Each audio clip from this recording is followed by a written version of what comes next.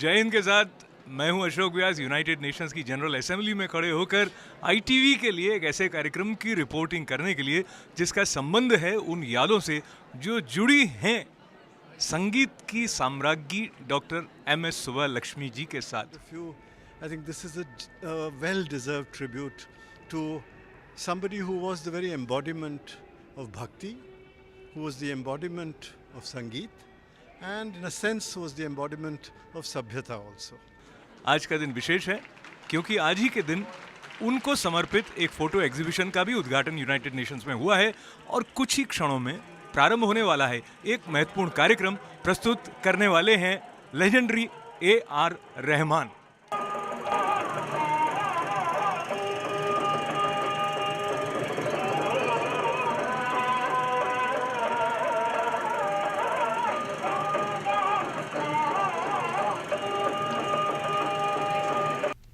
Great honor to be sitting with Maestro A R Rehman. A R Rehman ji, you make everybody go quiet. You are a man of very few words, so you don't encourage people to speak much.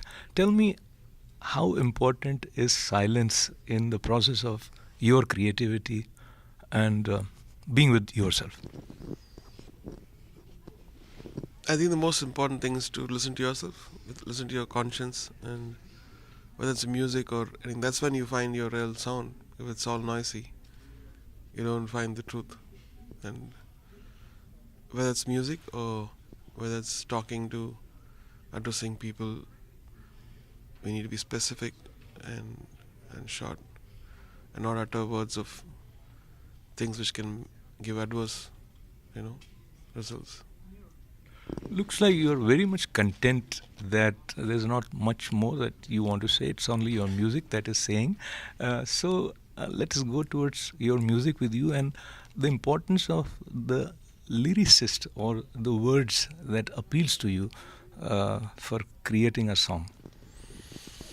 I think to do a song there are many methods, but I love all the methods, and especially when we have a great lyricist and have a great line, it inspires to make a great song.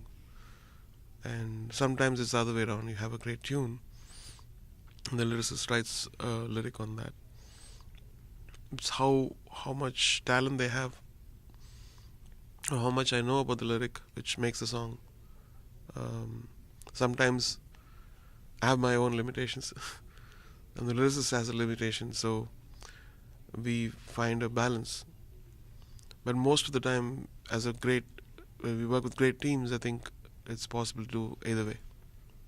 I think you harmonize with the team in terms of the words and the way the tune flows, and it creates simple magic. So technology, and especially digital technology, also plays an important role nowadays in creating music. How do you see the balance between digital technology and the purity of music? I think when it comes to music, you have to go perform. When you perform, then you can't just use any technology. You have to sing, you have to play live, and that's the truth. So whatever technology you have in the studio, you're caught, because when you sing, that's what you are. That's a real person. That's a real musician you are. I know I have just few minutes, but you have such a long journey starting from Tuire or Roja Janeman. All these songs are still fresh in our mind, and if I hum that, I still feel good. And then we come all the way up to Jai Ho and other songs. So this journey for you, how it has been, and in terms of the challenge of being creative and being innovative and bringing something new, anything that you want to say? I think I feel blessed about being in music, and because it vitalizes you. It makes you feel young, and it's kind of, you're giving and you're taking, of course, but you give more out of your soul, out of your everything, so that feels good. We are blessed to have you, and I won't take much of your time, but today, as we are speaking India's Independence Day, and Many of your songs are patriotic, man, and they kind of bring the oomph of India's love for us here. And I have cried many times listening to some of your tunes dedicated to Mother India. Many people must have felt good with those tears. Being here today on 15th August 2016 and ready to perform at United Nations, your feelings and thoughts? I'm feeling great. We got to go for rehearsals, so my mind is more occupied for that. So thank you for your good wishes and kind words.